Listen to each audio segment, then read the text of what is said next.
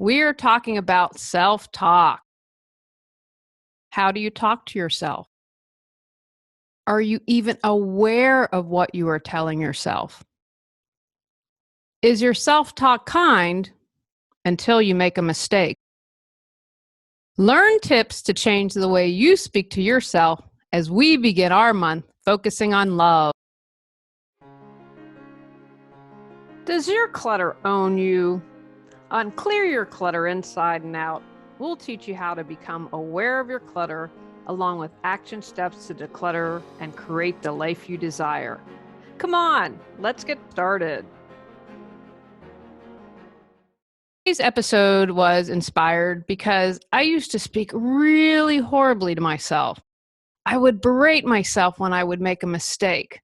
Like when I was learning Excel and I would get angry. If it was my friend who was just learning something, I would never talk to her like that. So why would I be so unkind to myself? It's also important because I was saying these awful things out loud. We have thousands of thoughts a day, and most likely the way we consciously talk to ourselves is the way we unconsciously talk to ourselves. I chose, with a lot of practice, and I'm still a work in progress, to be my own best friend instead of my own worst enemy.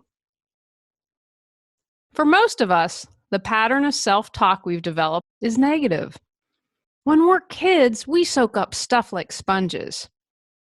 And most of us are probably clinging onto the not so great things we were told by our parents, siblings, or teachers. I can still tell you about the mean parent who yelled at me in 4th grade and all the unkind teachers. I had an art teacher who basically said I sucked. My mom discovered in her 50s she was a really good painter. In my 20s, I took a painting class at an adult ed school and discovered I'm pretty decent. Maybe when I retire, I'll discover a real talent. The art teacher sure put the kibosh on it very early, though. Sadly, we also remember the negative reactions from other children that diminished how we felt about ourselves.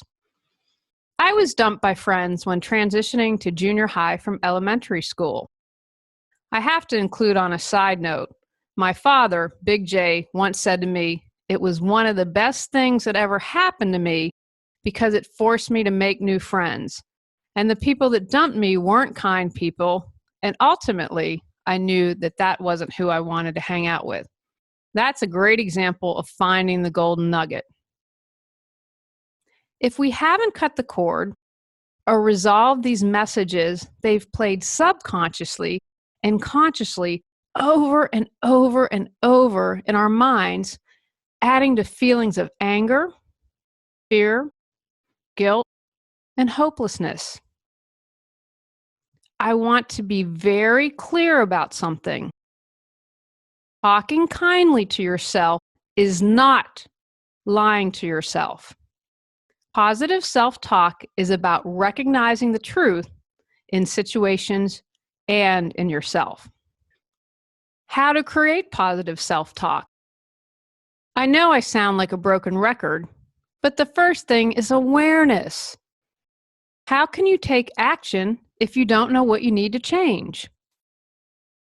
A common negative talk involves telling yourself, I can't.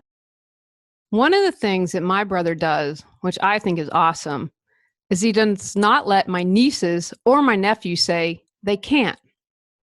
When you say to yourself, I can't, or it's too difficult, you create resistance. Carl Jung said it best. What you resist persists.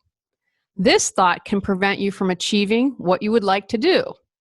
Think about what my art teacher told me early on. I couldn't be an artist because I sucked. I thought I couldn't, and for many years I didn't try. Anytime you catch yourself saying, I can't, turn around and challenge your own claim with, why can't I? What else is possible?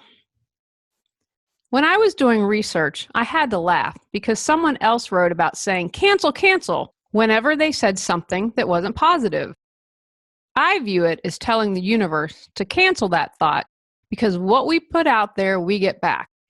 Hats off to my friend Jeff who taught me this. Every time I see Jeff, I have a chuckle and say, cancel, cancel. There are times when we are challenged and our negative self-talk can really take a downward spiral. What about when something bad happens? Because let's face it, it happens to all of us. I know of no one who has escaped challenge or negative things happening to them in life. First, when the little setbacks of life happen, don't turn a molehill into a mountain. Say it is a pain in the butt or a first world problem, as one of my friends likes to post on Facebook, and then move forward. For example, it's flu season right now. If you get the flu, don't complain, I always get sick. Remember, where the attention goes, the energy flows. Say, it's flu season. Lots of people are getting sick. What action can I take to shorten the flu or take care of myself? What about when good things happen? Do you acknowledge your hard work or do you chalk it up to luck? Internalize that success with some praise. He thinks I'm beautiful. Has he had his vision checked recently? Instead, I hope he asks me out because I think he is handsome. Sometimes in social situations, we can become self-deprecating. I used to do this a lot. Self-deprecation is not an attractive quality. As my self-esteem improved, so did my comfort in social situations. I used to say this a lot. I am not a fan of parties because I get so uncomfortable. I can turn it around with, I did feel a bit shy and awkward, but I met a potential client. Our affirmations for decluttering support you in releasing clutter at a deeper level. The meditation begins with focused statements on releasing clutter, followed by powerful positive affirmations for healing, and end with completion statements. The affirmation concludes with a reaffirming meditation exercise to fill where clutter was released. 9 clearing clutter affirmations to choose from. Go to reawakenyourbrilliance.com to learn more. Positive affirmations. I have started doing positive affirmations again. After listening to some Tony Robbins, I try and say out loud and why I'm exercising. You are working on your subconscious mind when you say affirmations and allowing you the possibility to change your thoughts. Say your affirmations daily, preferably repeatedly. I do when exercising and driving. Say it with feeling and emotions. Here are some affirmations that may work for you. Every day in every way, I'm getting better and better. I am enough. I am worthy. I am loved. I am capable. I choose to be present in all that I do. I am confident. I always observe before reacting. Each step is taking me to where I want to be. Your self-talk creates your reality. Wouldn't you like new thoughts and habits to help you bring what you do want as opposed to what you don't want? Visualize. One thing I try and do is when I think of someone who annoys me or hurts me, is visualize something better. Create a story with a positive outcome. Build on this story every day. It could be about a goal you'd like to achieve, finding a romantic relationship, or making better food choices. When you start playing this script over and over, it's like you've already achieved it. Who are you surrounding yourself with? We become like whom we hang out with. Who is a negative influence on you? Maybe you need to change friends. Don't share your dreams with dream stealers. Instead, surround yourself with thoughts and actions from people who will empower you. Don't have friends physically near you? Search online. Find your tribe. What can you do right now? If you find yourself becoming stuck, stop and say, what can I do right now? Change your internal talk from a future anxiety-ridden one to one that is more about the manageable present. You can't control what will happen in the future, but you can take the necessary steps now that will build a better tomorrow. Taking the necessary steps require you to focus your thoughts and inner talk on now.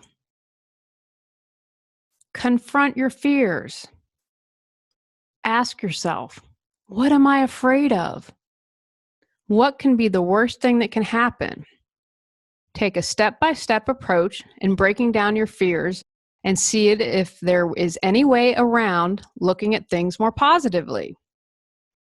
When you confront your fears, you will often realize that the worst-case scenario is not as bad as you think. In fact, the benefits of change are worth the risk. Your inner talk begins to change at this point. Whose voice is that?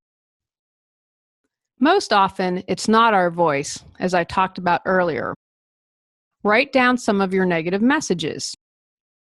Be as specific as you are able to be and include anyone you remember saying or telling you something.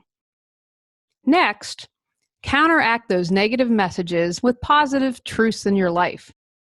It may take a while. Ask a trusted friend if you're struggling.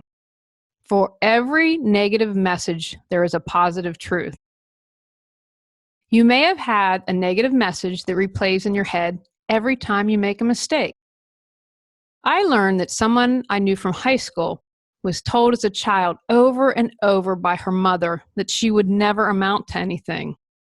She is now a nurse practitioner on a flight crew, meaning if there's an emergency, medical emergency, and they need a flight crew to come in and evac someone out, she does that.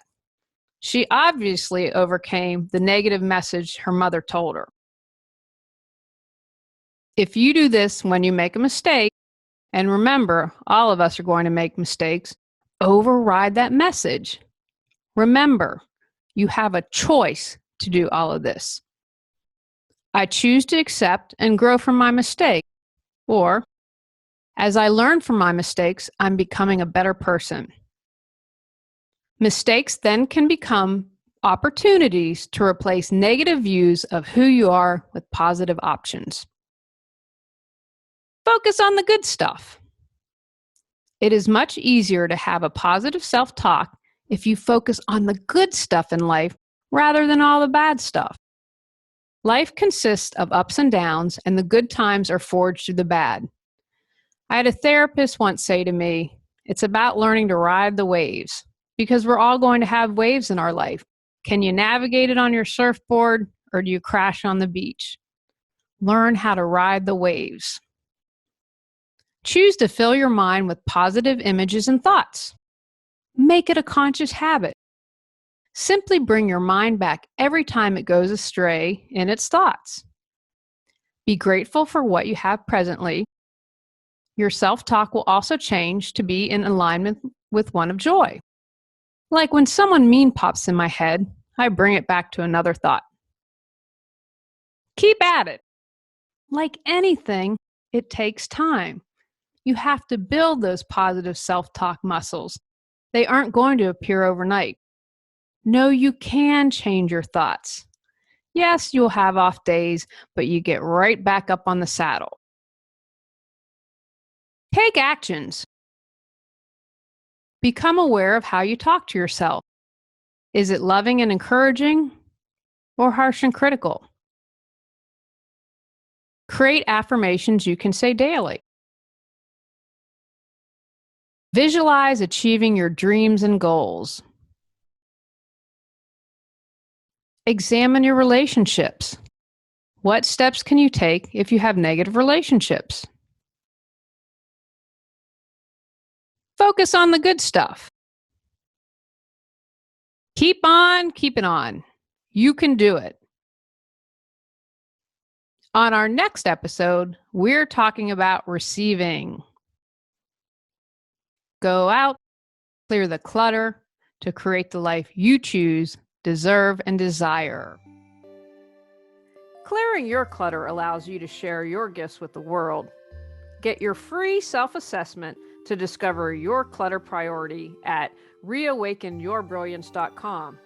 If you've enjoyed Clear Your Clutter Inside and Out, please rate, review, and share us.